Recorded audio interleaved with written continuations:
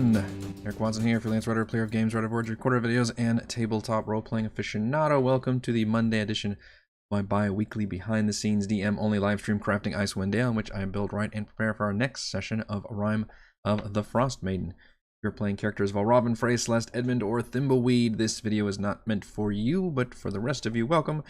Assuming, of course, you enjoy spoilers. Stream our D&D sessions live on YouTube every Friday. Watch all of our D&D sessions and reviews here on YouTube. You can follow me on Twitter at Rogue Watson and join our official Discord server. Invite link into the description below. If you'd like to support the channel, please check out patreon.com/RogueWatson. For our campaign, we use Roll20.net, and for streaming, I use Open Broadcaster software with Streamlabs. I am back from vacation. I'm excited to go back to D&D, and very excited to talk about what I believe is...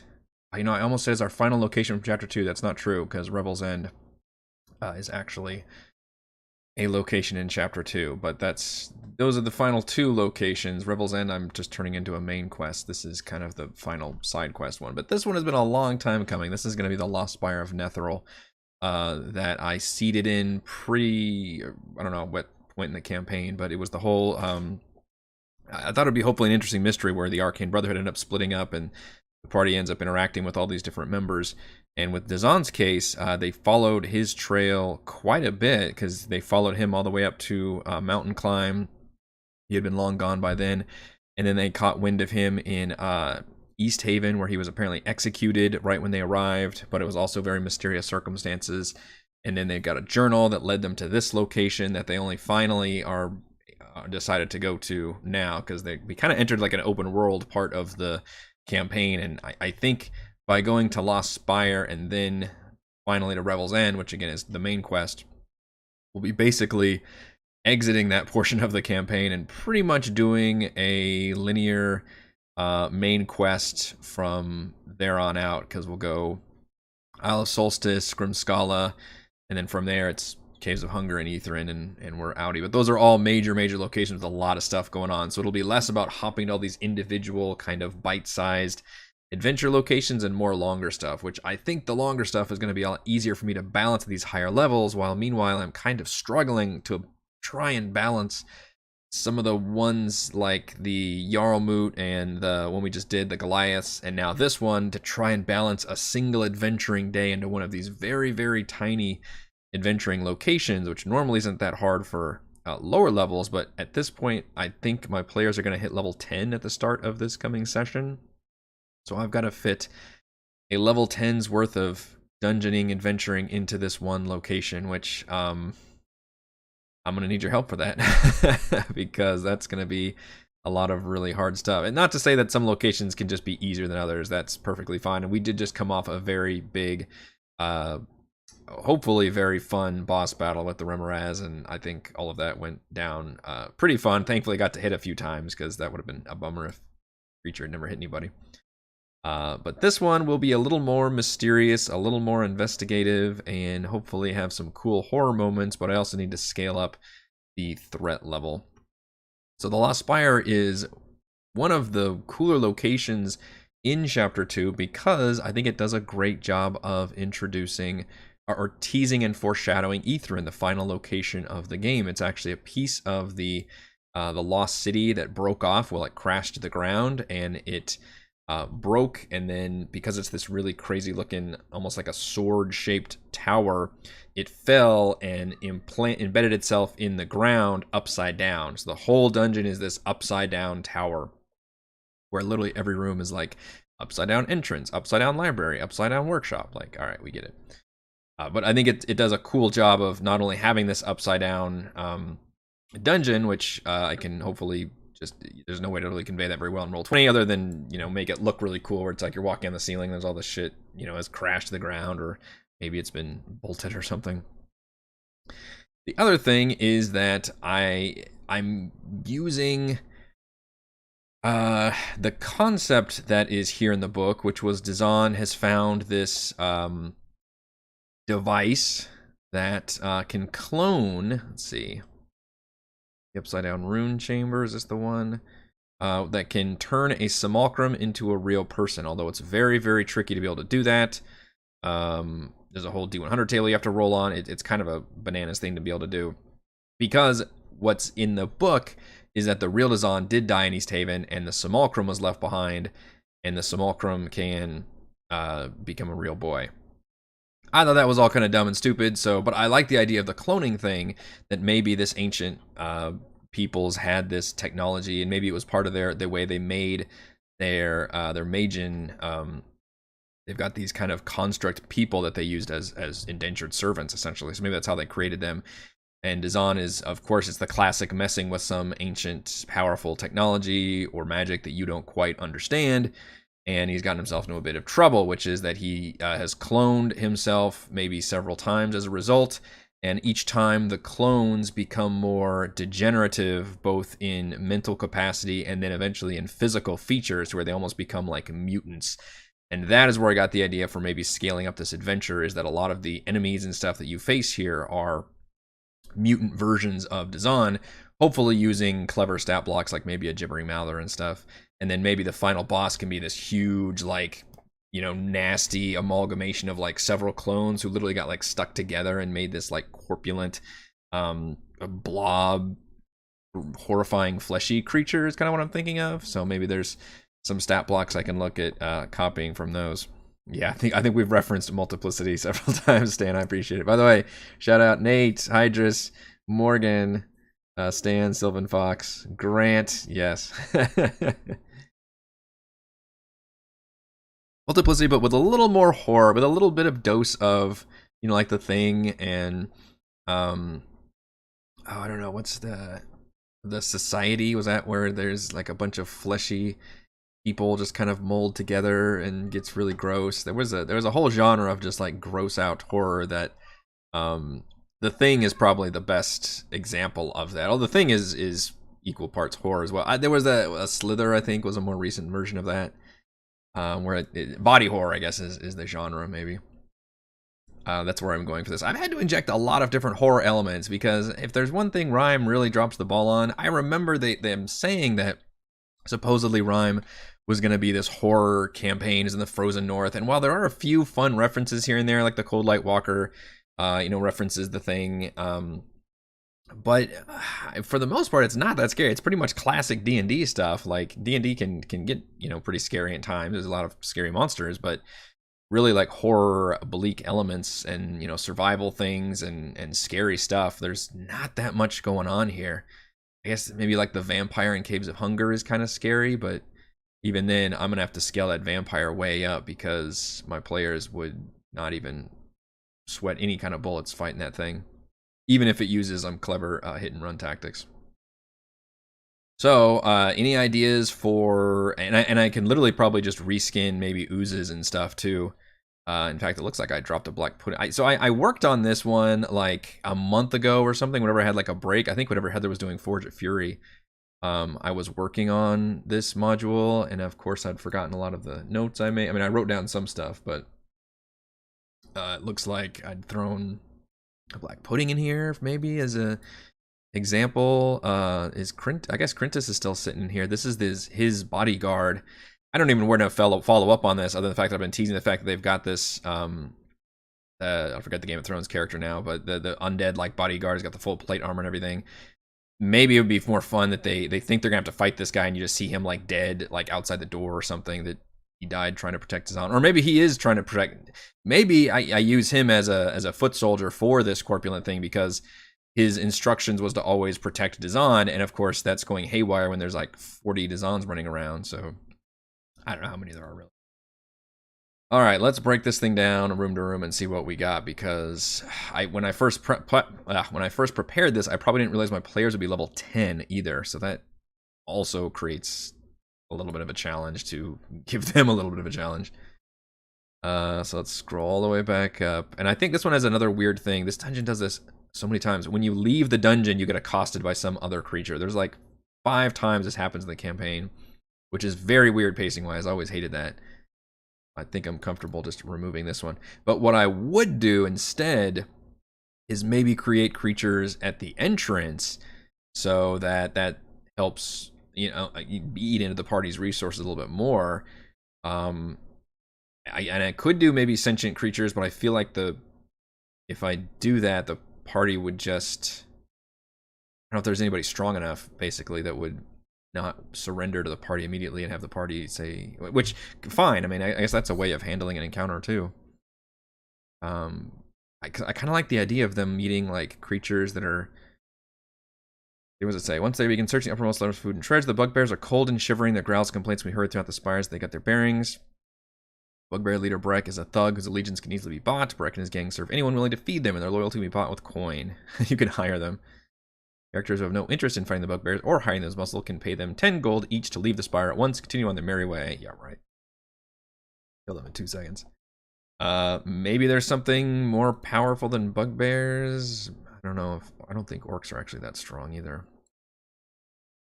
I thought it was orcs. I guess it was bugbears written in the thing. God, are orcs even weaker? Only CR half. What is a bugbear?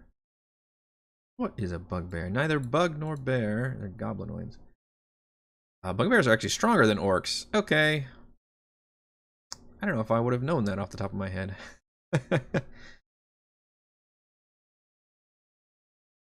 Yes. Yeah, I don't know. Either that or just have a random creature nesting in here, but again, that's... anything's just gonna get its ass kicked so much. Well, we'll table that one, but because the nice thing about random encounters is those are designed to eat into the party's resources for that adventuring day. But my party has an airship they can use to literally go from location to location. So any random encounter, quote unquote, would have to be right outside the entrance to the dungeon as they kind of get their way down there. Now I can have, it's up to me when to put them on this map specifically. So maybe, you know, there's maybe this dungeon attaches to another cave they actually have to make it through first, and that cave happens to be occupied or something. The problem is I do have to have it make sense that people were once able to get out of here, because the Dazan that was cloned, which was probably one of the originals because he was still perfectly, you know, mostly Dazan, he was able to leave and escape and make it back to East Haven. So I can't have it just be like a total death trap outside of the dungeon necessarily. And I can also be pretty recent that maybe some creatures moved in. Let's see. Do they have reach? Does reach really matter that much? I don't think they do, but they do more damage with their melee weapons, and they get an extra surprise. They get an extra damage during a surprise round. They're kind of a classic, like, low level boss monster for like just a tanky, you know, high damage monster that still only attacks once. For my level 10 PCs, they're nothing. They're creatures that are going to be surrendering to the PCs, or likely not used at all, unless, again, I want... Okay, how do they actually get here? Let's go back up to P1.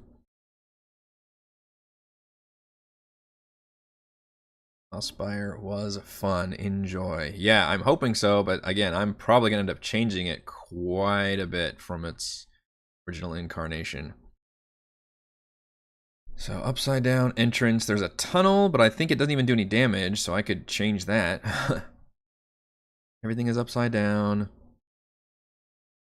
Okay, all rooms, corridors, and staircases are lit by continual flame spells cast in sconces. Are those actually represented on this map? Sure doesn't look like it. Rooms, corridors, and staircases. That's every single room. Give off no heat.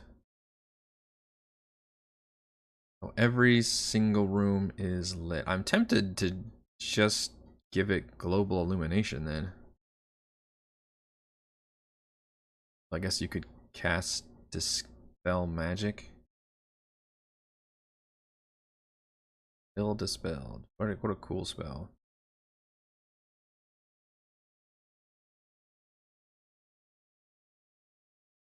Let's see. So we're in dynamic lighting. Biggest continual flame.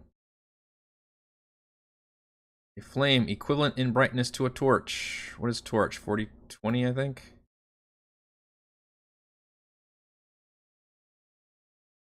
Doesn't this automatically do that? 2020, okay.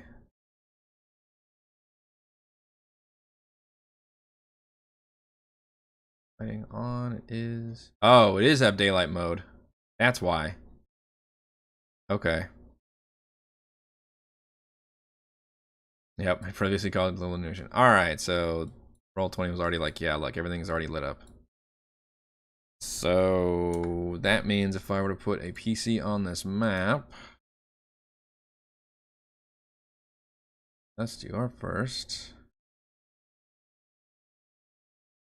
Everything is bright as day. Okay. Not look bright as day.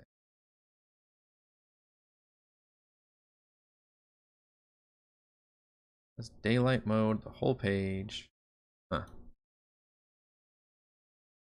Is your tint always on?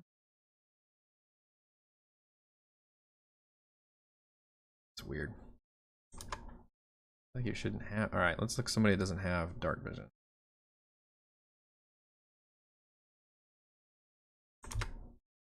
Okay, so that's not right. Why is Glumble not on then?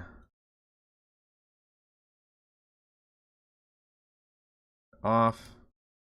When in doubt, turn it off, turn it back on again. And on.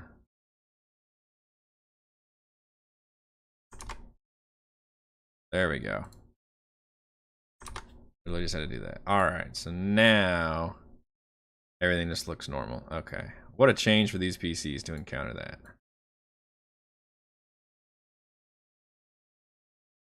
Slippery entrance. Let's see you. 20-foot high, regularly shaped spur of rock jets out from the tundra ahead of you. Smooth and shiny surface cannot possibly have been worn down by the wind. Thrust into the ground. I guess history check to figure out what it is. Slippery entrance. Search the area around the protrusion. Find a slippery 5-foot diameter tunnel that enters the ground at a steep angle and winds down into the frozen earth. A character moving through the tunnel without the aid of climbing gear magic must need a DC 15 athletics check or slide uncontrollably to the bottom, landing prone but taking no damage. So what's the point of making a check then? I guess just to scare your players. Characters can forego climbing and simply slide down the tunnel with a similar result. Well, that's an easy hazard I can add back in. Make them take damage if they fail. Or if they don't have climbing gear or magic, I guess. And maybe that the excuse was that the clone was able to get out with some kind of climbing gear, but whatever was there is not there anymore.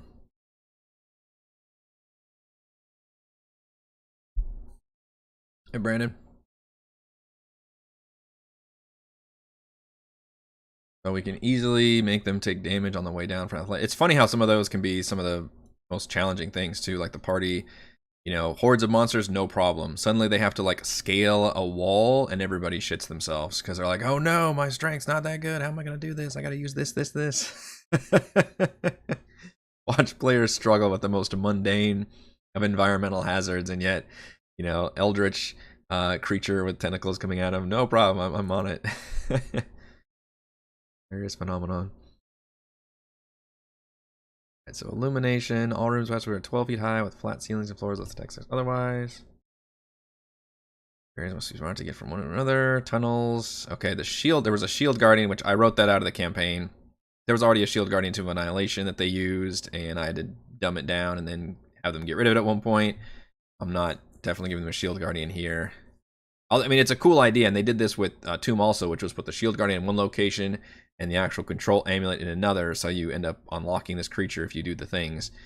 But those things are also super powerful and can easily outshine a PC at most lower levels, so you recommend it.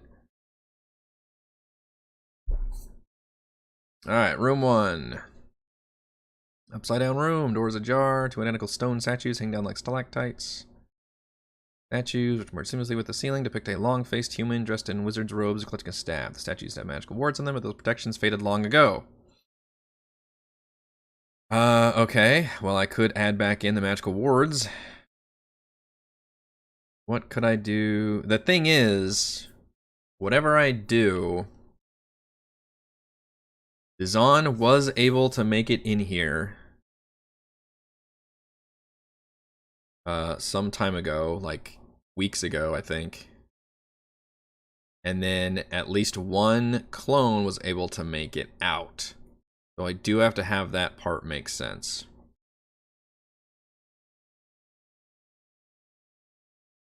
Maybe the words let spellcasters come and go without any problem. That could be an easy fix. Any non-spellcaster. I don't know how it differentiates that, but which would only be Celeste and Frey. Might trigger some kind of trap thing.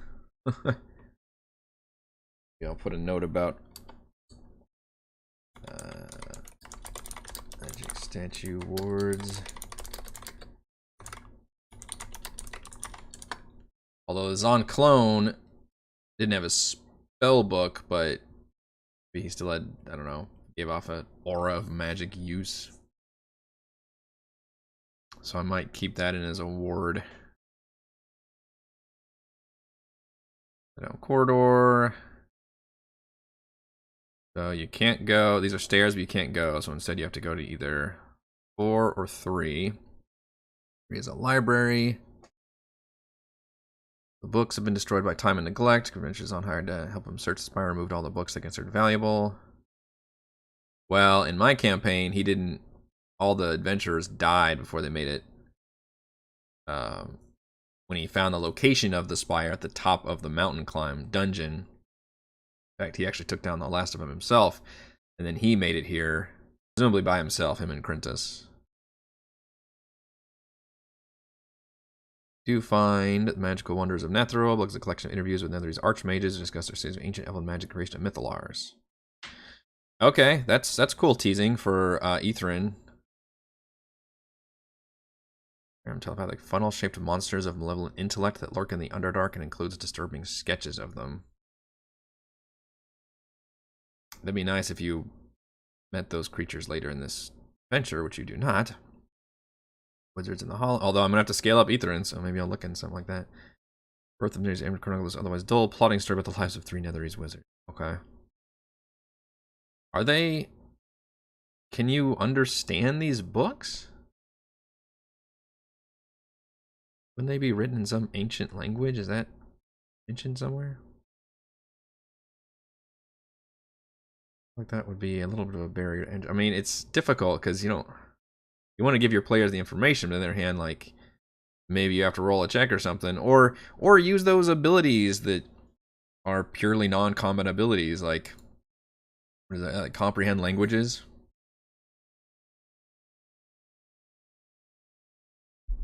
Or a necromantic spell turns off wards. Yeah, so maybe a spellcaster has to know to cast a spell or something. Maybe Zon was just able to figure it out. Temporarily dispel the magic. Convenient. He does not have comprehend. He might have a bard ability that does that, though. I just want to make sure that if they can't understand it, because it's very disappointing if you're like, oh, but you can't read this in ancient language, and nobody has the ability to actually do anything, and you're like, oh, well, this is, information I actually wanted to give the players, but now I can't. Your speech intelligible to any creature.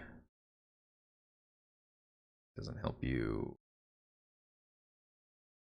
read something.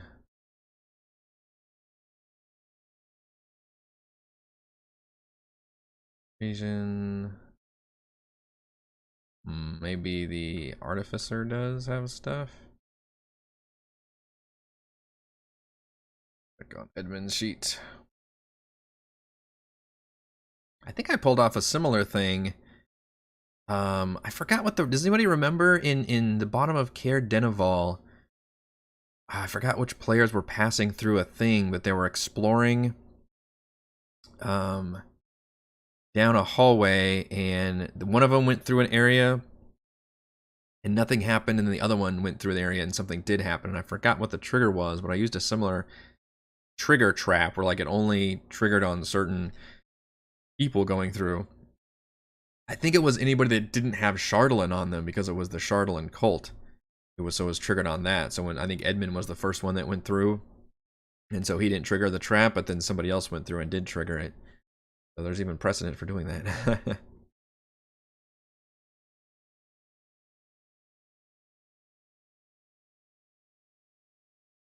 Buddy has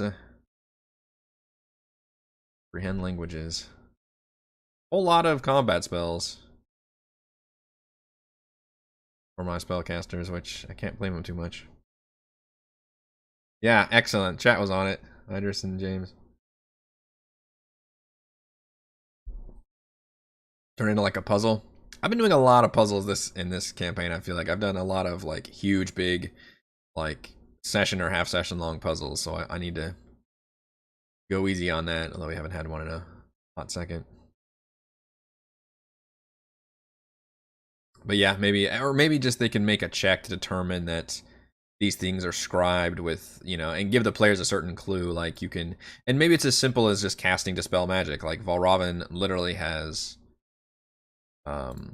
Dispel Magic, and so maybe just a single cast of Dispel Magic will temporarily turn off the statues. In fact, if he has Detect Magic on, that's the easiest way to solve this problem. You turn Detect Magic on, you see that there's magic there, cast Dispel Magic, that turns off the statues, and then you're golden.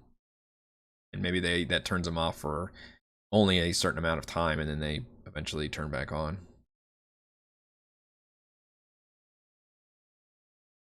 All right, so number 3, we like the library. We like that's just a information. It also has a tunnel that leads down to area P6, which is here.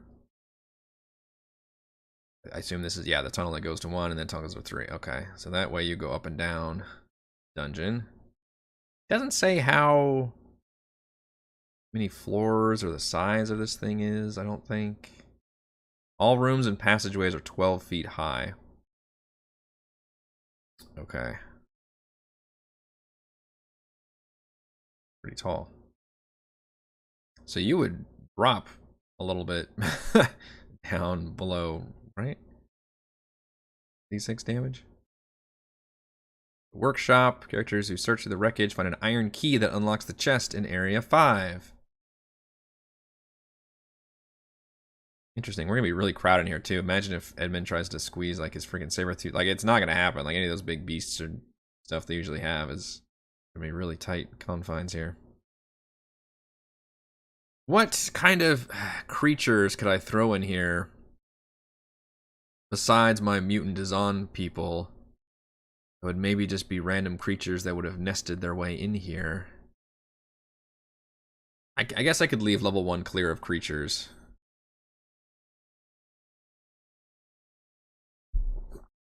Don't necessarily have to have random. The problem is just any creature is going to be so insignificant. But that's also, I guess, kind of the point, is I'm trying to drain the resources a little bit before they get to the end. Alright, upside down potion storage. Edge of 2 cabinets, a niche in the far corner of the room, a metal chest is bolted to the ceiling. Its lid is locked. See the chest we found in area 4.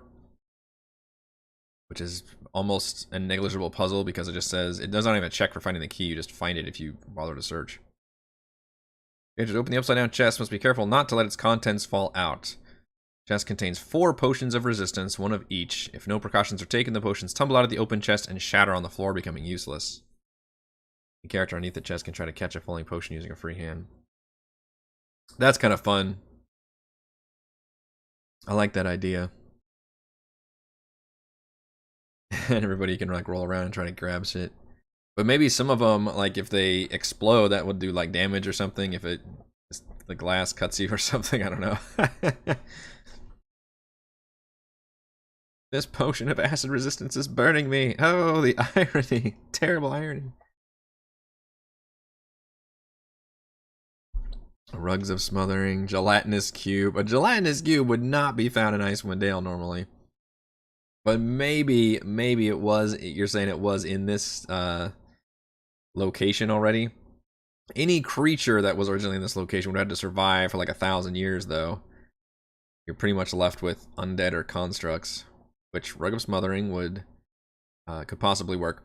The other problem is anything that was native to this tower would have been dealt with by Dazan and Krintas by now. Would have had to be, if there's any creatures in here, it had to be created by Dazan when he started doing the cloning thing, which I will use as creatures. And the other possibility is any recent inhabitants that literally just recently moved in here because it's a tunnel in the ground and they're trying to avoid the elements or something. Which I could, do something like these bugbears. I don't know about these bugbears specifically, but maybe they're just down here camping in one of these rooms.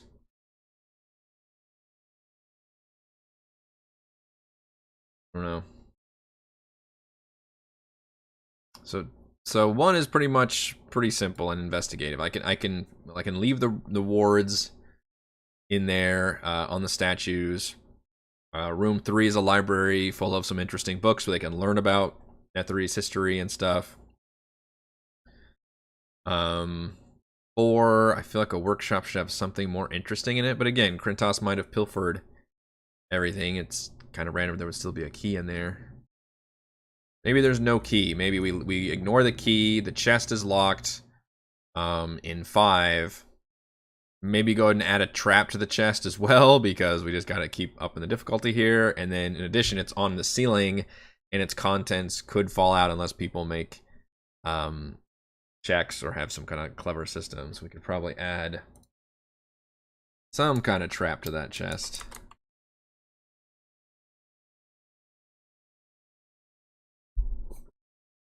I don't know what to do in the workshop. I don't want to add too much loot because I had so much freaking loot to my party.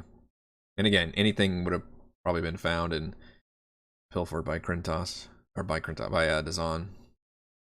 Upside down laboratory. Alright, so the only way to make it down is to go down the tunnel, which is just a hole in the ground, which leads to area P6 on level 2, that's a 12-foot drop.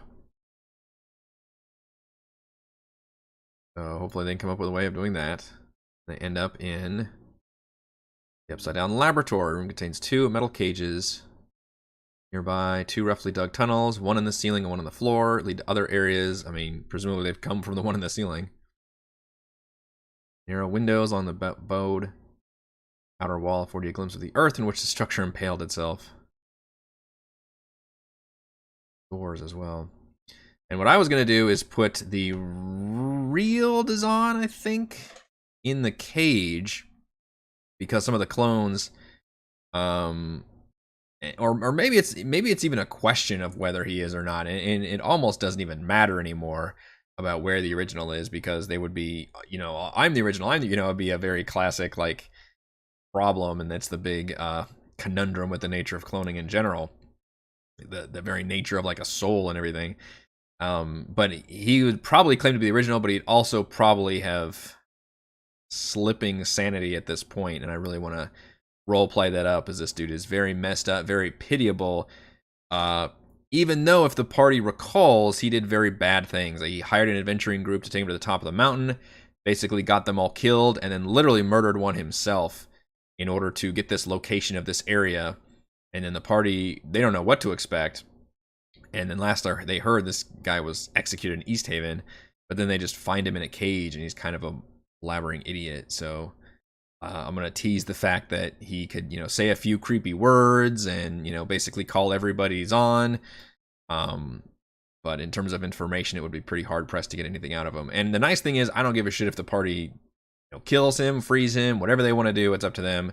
None of that is really required to move the story forward at this point. So it's just kind of a funny little Easter egg to even include him here. But I think including him in the cage, like the big character they think they're looking for just down here, would be a kind of an interesting twist. Any creature you put in, figure out how they got in. If the rooms are upside down and the doors are closed. That's true. Yeah, that is true. Doors, I think, are supposed to be closed.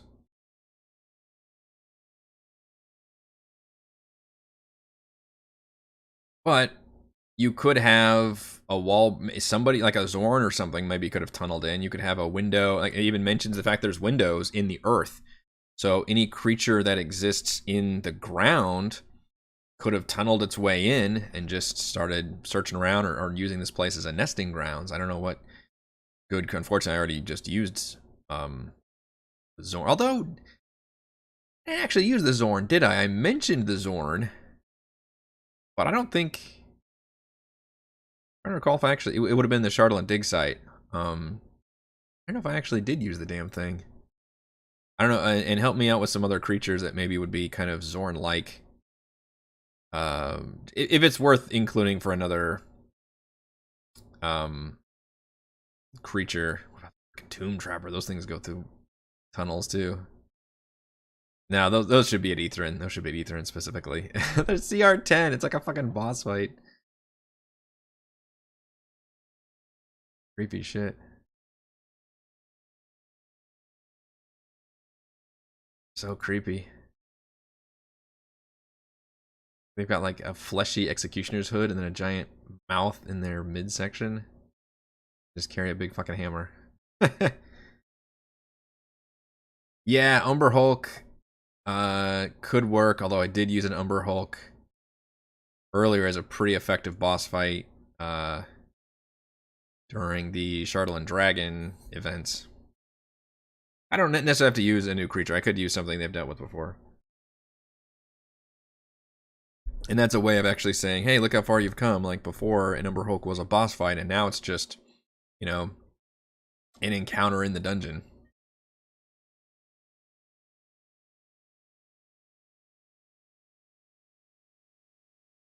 So yeah, putting Zon in the laboratory. So that'll be their big social encounter. Carapace of an insect-like creature. That's not going to come into play. So they can already go down to level 3 from here, or they could explore the rest of level 2.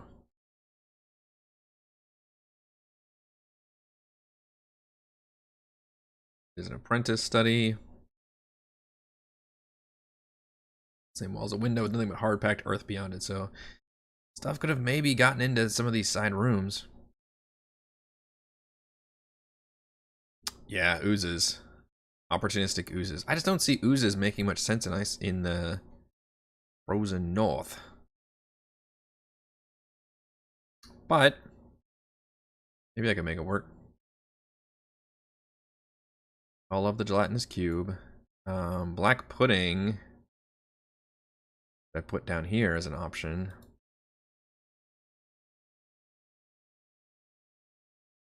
Areas of bright light and extreme temperatures. I mean, Icewind Dale is pretty extreme, but maybe it's underground. You know, it's been going through caves and shit. I don't know. Drawn to warmth.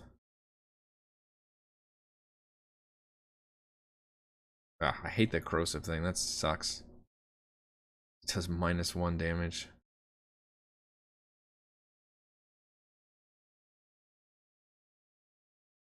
What a shitty creature. It also dissolves your armor. Oh, that's such a pain in the ass. Only non-magical, I guess. Although the corrosive form... Okay, also any non-magical. Alright, so that's probably not going to matter, because everybody's got mostly magical stuff, although some of them do not.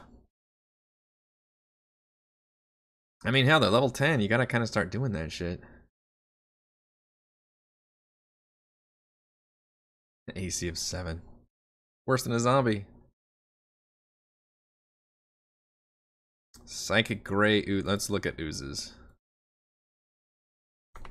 O-O-Z-E. Ooze. A slush instead of an ooze. Look at these oozes. I remember I reviewed what was it called? Shit. The Cubonomicon or something? When it was a bestiary with nothing but oozes. Good shit. Had some really cool ideas.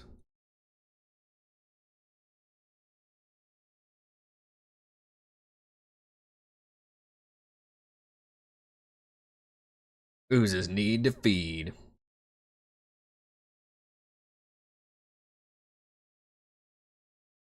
Gray ooze is stone turned to liquid. A gray ooze is stone turned to liquid by chaos. Gray ooze lives a long time, evolving more intelligent, develop limited psionic ability. Near psionic creatures. The hell is this creature? Psychic gray ooze.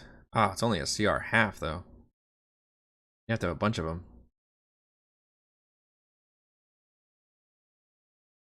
Psychic crush. Use targets one creature can sense within 60 feet of it. Target must Like a DC 10 intelligence saving throw, taking 3d6 psychic damage on a failed saving. Alright. Got potential. There's a lot of different oozes.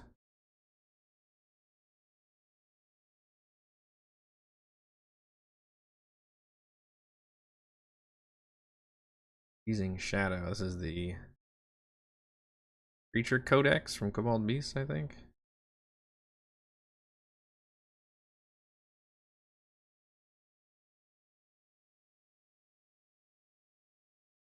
$376 hit point. That's more like the Black Pudding.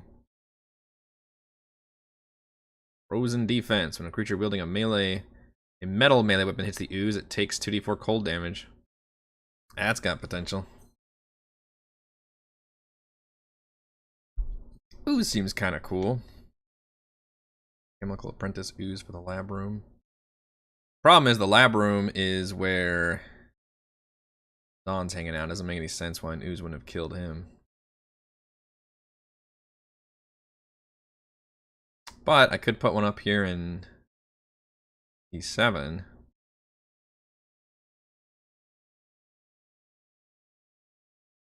That's one of the remaining ones. Find a couple salvageable. Maybe it just crept inside. I don't know. There's like a little tunnel here it seeped through. More books people can read. Becomes bigger, I think. So, does it work in reverse where oozes can combine themselves? You kind of always want them to split because you'd rather have more attacks, I think. Upside Down Reading Room is a permanent silent spell. That's hilarious. Doesn't do anything else. All sound is muted.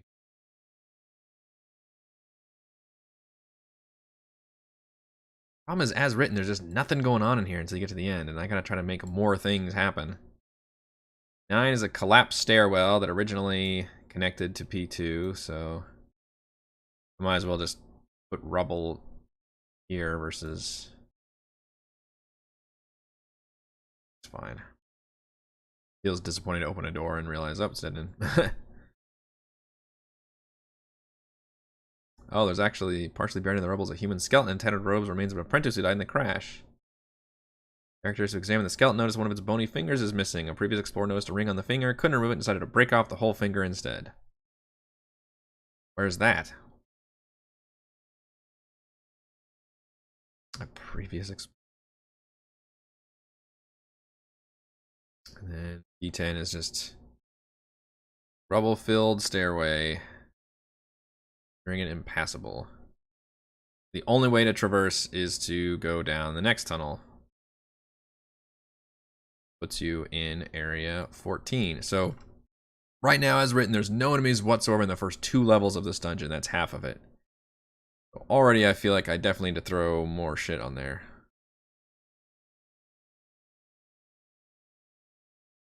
I'm kind of liking the ooze idea. Maybe a couple oozes. I was looking at Freezing Shadow ooze. Just because it would be, yeah, some kind of ooze that exists in Icewind Dale, maybe.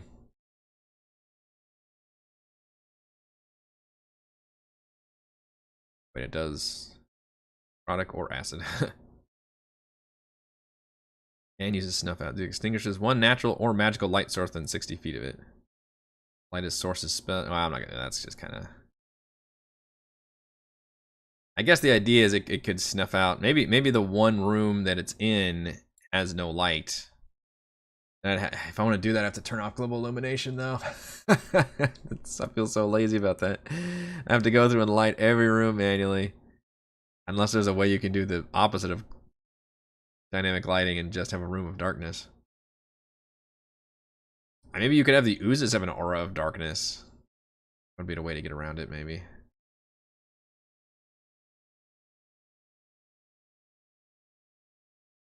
Why it says necrotic in it. Only pick one of those, man. Necrotic. That is a good amount of damage, though. Average of 20 damage if it hits. 76 hit points. It's got blind sight. So yeah, you have like an aura. Oh, it even says devours all natural magical light within 30 feet of it.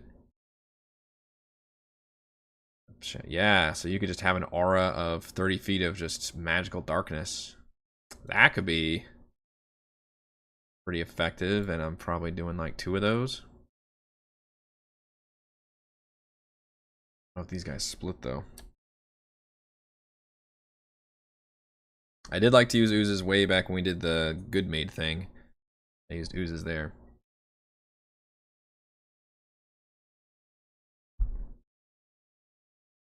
Immune to acid, cold, necrotic. Additional immunities. Stealth +2. Oh, I definitely want to try to ambush the party. But they still only have the 1 attack.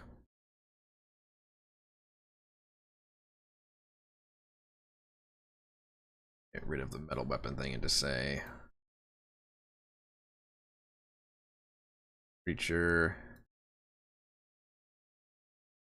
It's the use. Then 5 feet. It takes. I'll just make it basically the Remoraz thing, but not as painful.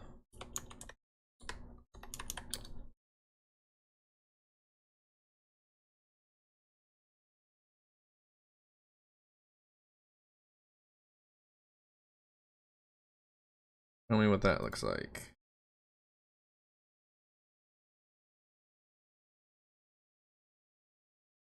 Wow, max damage on that one. Excellent. It's freezing shadow.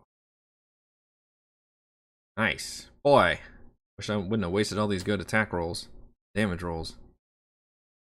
That's how it works, right?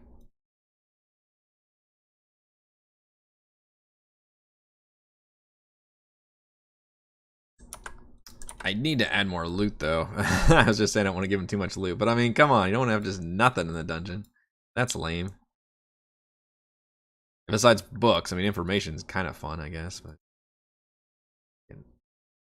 roll for HPs. Doing 85.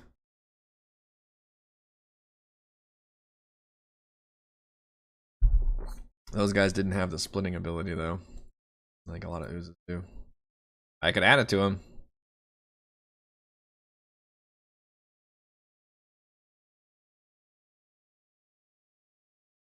Definitely add it. Oh, I didn't add the aura either. 30 feet aura. Yes, aura.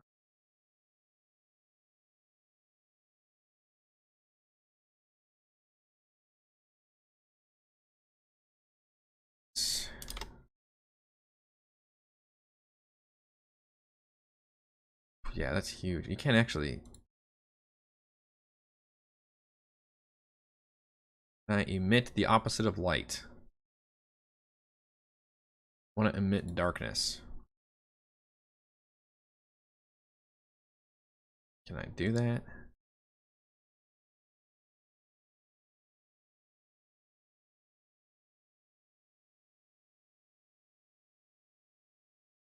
don't know if I actually can do that in Roll20.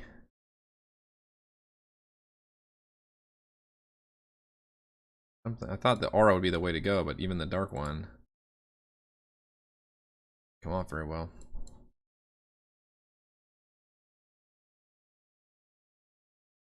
I mean, you'll be able to tell. Let's see. That's what it looks like.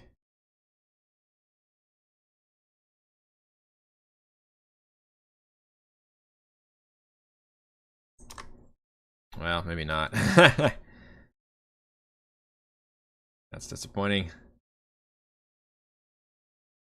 Yeah, I might have to add color to it. Maybe like a purple tint. Oh. Remind me. I was hoping for like a literal physical like darkening effect of the map, but I think global illumination prevents me from doing that.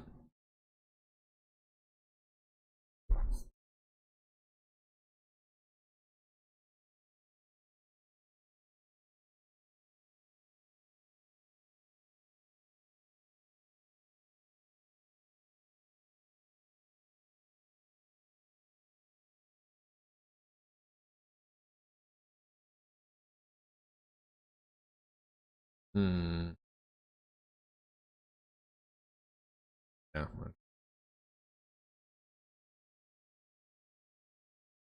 Cool idea though, because the idea would be everybody else is essentially has the effect of the darkness spell, but it can't be dispelled, thus granting others disadvantage, possibly not even be able to. I guess it's just disadvantage, except for obviously people that have special ways of seeing, like these oozes.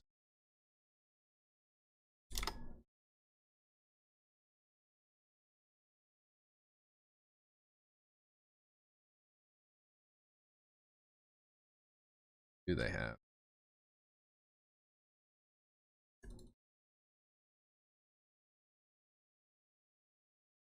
Blind sight, 60 feet. So yeah, that would work. And they can move through a space as narrow as 1 inch wide without squeezing, so they can easily make it through any of these little windows to get in here.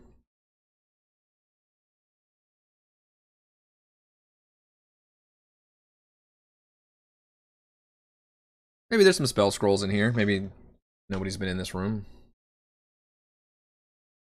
Nick suggests a necromancy book. You can sacrifice 2 ability points to gain 2 ability points. Ha ha ha. That's interesting. That seems like one of those, yeah, very powerful, like, manual of the whatevers you would find.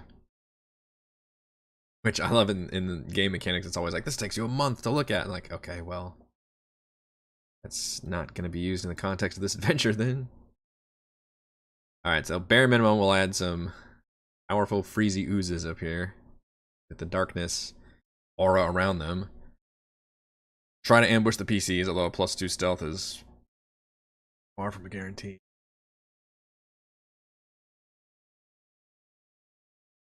So okay, 6 leads down to level 3, which is here. So that's this hole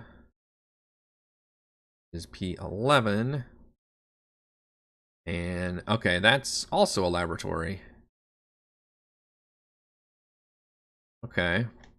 It appears to have been all wizards' laboratories, evidenced by the upside down storage cupboards, empty shelves fastened to the walls. Middle of space, 5-foot wide passageways punched through the ceiling and floor lead to other levels. A collapsed wall exposes a room that lies beyond.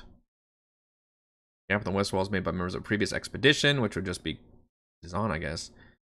They discovered a secret door they couldn't get open. The secret door was reduced to rubble, creating a gap in the wall, leading to area P13. It says that Zon is normally in P12. Character spends a few minutes picking through the detritus. Finds a small brass key, which unlocks the invisible chest in area P15, and a sealed scroll tube made of Chardolin. How are these adventurers not finding these keys? Scroll tube made of Chardolin. It contains a spell scroll invisibility stamped on a rolled up golden foil. The Chardolin tube is safe to handle. One thing I do want to do at the start of next session is do some narrative stuff for Edmund and make it so that he is starting to be physically and mentally corrupted by all the Chardolin he's been using. And I don't have any mechanical plans for him just yet, but I definitely want to tease the fact that like he's starting to get vivid nightmares. He's got like black veins, you know, probably going up his body. I should have been doing this more often, but I'm really going to start hammering it home now that we're kind of reaching, you know, further than halfway through the campaign, and he's been using quite a lot of Chardolin objects. Maybe to where I raise the save for his Chardolin stuff, or give him a penalty, like he's disadvantaged, like it's a hidden thing that happens. Maybe he's got disadvantage on the saves whenever he does like miss with a Chardolin ball. I think that's the only one he uses.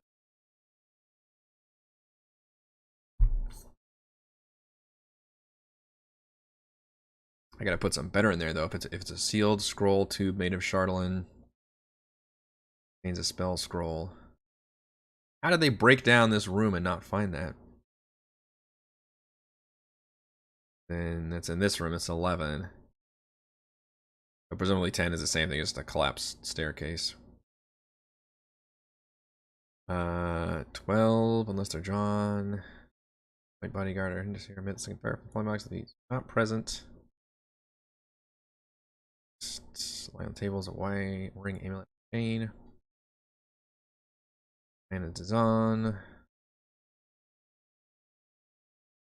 Yeah, small crumb. It's a weird thing.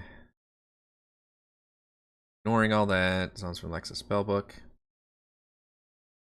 Visible and flee, and he uses levitate spell to ascend the tower while Kratos covers this.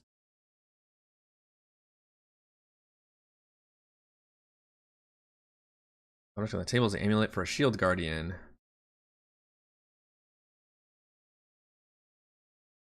Room chamber on the lowest level. Okay. Well, there's nothing in this room if I'm not putting them in there. Oh, there's books. There's so many books. Was this just a library in the thing? Because it's just a lot of books. Pebble from shadow substance.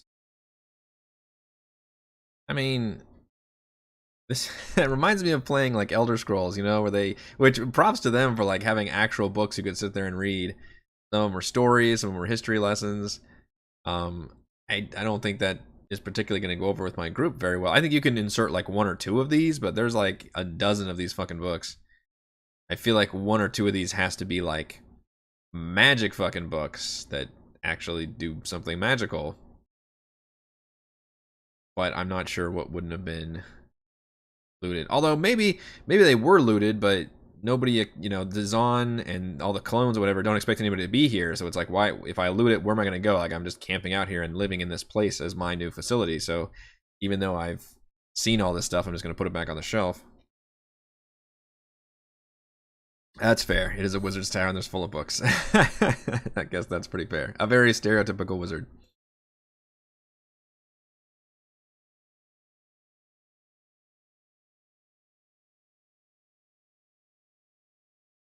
I mean, it's interesting stuff. Still not sure if the characters are able to actually read any of this stuff, or if it's like ancient Netherese language. Alright, P13, which was the secret door you broke down. Let's see. Stone altars attached to the ceiling of this otherwise empty semicircular room. An 8-pound star is carved into the eastern face of the altar. Character succeeded on DC 15 in religion check. Recognize the symbol on the altar, symbol of Mistral, the first incarnation of Mistra, the god of magic. It hangs 9 feet above the floor and merges seamlessly with the ceiling to which is attached. Detect magic spell does not reveal the magical aura around the altar, which is protected by a permanent version of the Nystal's magic aura spell that conceals its magical nature. I love that there's a spell that specifically just protects you from being able to detect magic on the spell. What a fucking such bullshit. First time a character casts a spell who can cast spells such as a symbol of Mistral carved on the front altar, a stoppered flask filled with a luminous blue liquid appears in a shimmer of light atop the altar and immediately falls, shattering on the ceiling, turn floor unless someone within reach catches it. I love that. That's pretty clever because it's on the ceiling.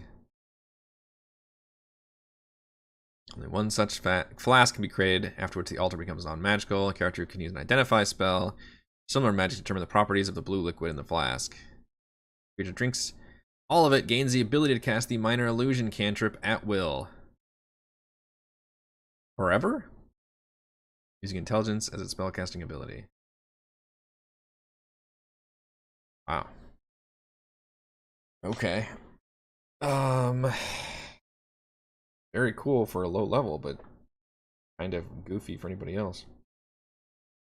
I think a more powerful thing would be, what if this were a way to like restore spell slots? Like you got a potion that restored a spell slot. That'd be pretty big. But you have to catch it. I think that's pretty...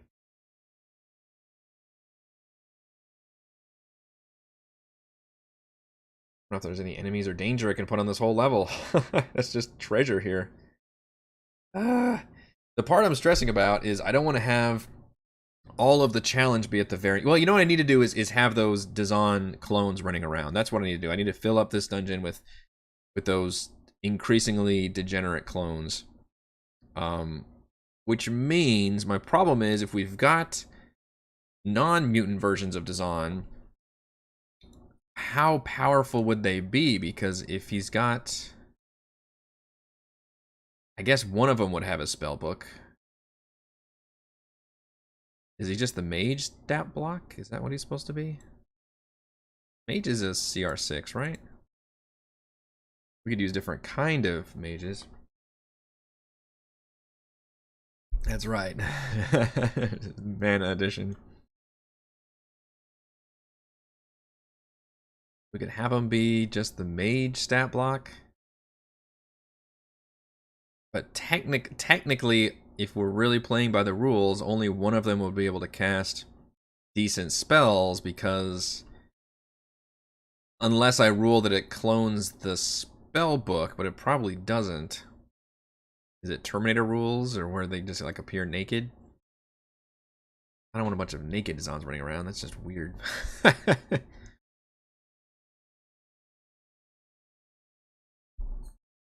My party has not had to face spellcasters.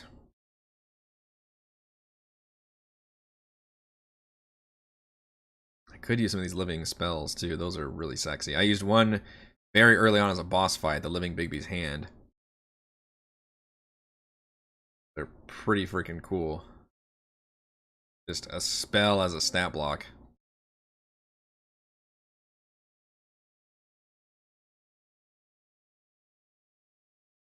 In fact, I may actually even use that as the statue trap for the non-magic people that come in. Maybe it summons Bigby's hands out of the statues. Really get that party started. Blades. Force Blade. 40-12 force damage. But it rolls a crit on an 18 or higher. Whoa. That is fucking gnarly. Wow. Got 3 times the chance to crit.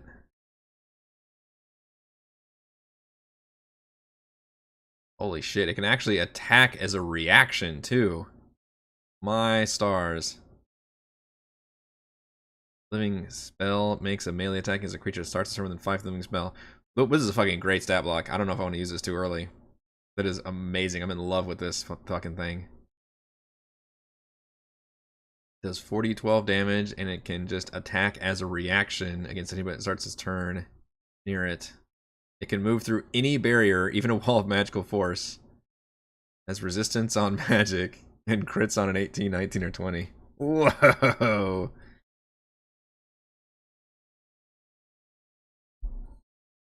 That's nice.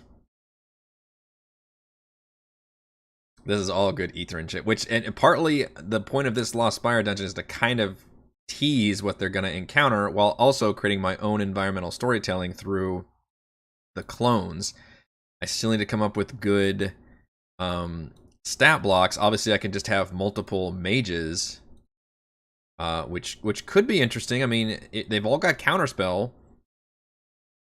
Although a big part of the player's DPS is, of course, the Barbarian, the Monk, and the Ranger. But you only need one mage to cast one good, Fireball, Cone of Cold, all that shit's pretty good. Could have them have mage armor already plugged in. They've got shield available. Yeah, mages could be a pain. If I run them well, mages could be a pain in the ass. And you've got a couple of them, so maybe you've just got a couple of Zons running around. But you would tease the fact that they look kind of different. Maybe one of them's got like a bigger eyeball or something. Maybe one's like a Cyclops or something crazy. Maybe one has like no nose. Like just I want it to be a kind of a creep show for body horror. Yeah, I could. Oh, some of them in this room. So hang on, I'll use. I need you to point to the mage. That block.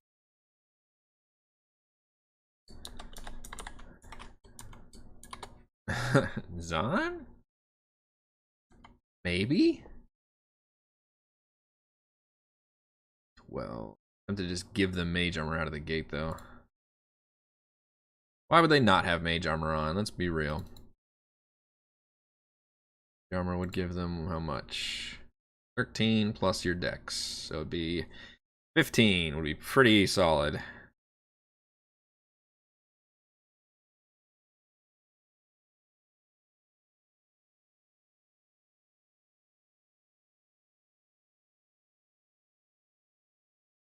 Out of that. Average of 40 hit points. 15 AC. 40 hit points unfortunately sucks. Let's copy and paste you guys a couple times. Reroll some hit points, and then maybe spread you all out a little bit. But again, I want to use like more creepier versions. Something like a gibbering mouther. I might have to just create a stat block. There's something similar that's a big, large, massive, fleshy thing of bodies. I bet Kobold Press has something that I can use. Living slow spell would be amazing. She can, yeah. But we'll see. I mean, like I said, I've got Shield, which ups their AC to 20. Initiative obviously is a big deal in terms of who goes when.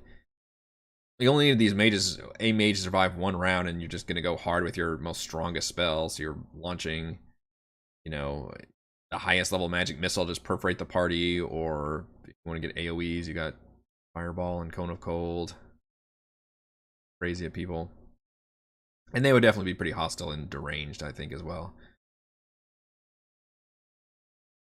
And in fact, one thing I can do with the other Dazan is creepily be screaming and shouting like, Zans, there's more Zan, you know, and basically alerting everybody else in the dungeon the fact that there's intruders here. So that would be delightful for the party. And maybe they even want to shut him up or kill him. They can certainly do that. But that would alert the others, so maybe I can work on trying to ambush the party, because as we all know, the party loves getting ambushed and having me pull surprise rounds on them.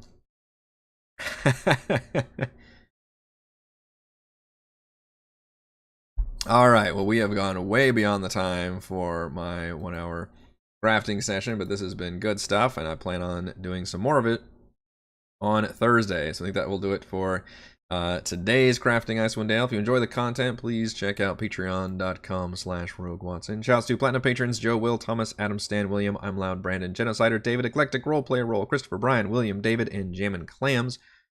Gold patrons RPG Papercrafts, Pretty Boy, and Yuma, Marcus, Dead Lizard, Lounge, Sam, Lumpy Spuds, Jerome, Nathan, Fast Like a Tortoise, Scott, Humanoid, Size, Sphincters, and Stephanie. Thank you all very much for your support. I will see you on Thursday. Bye.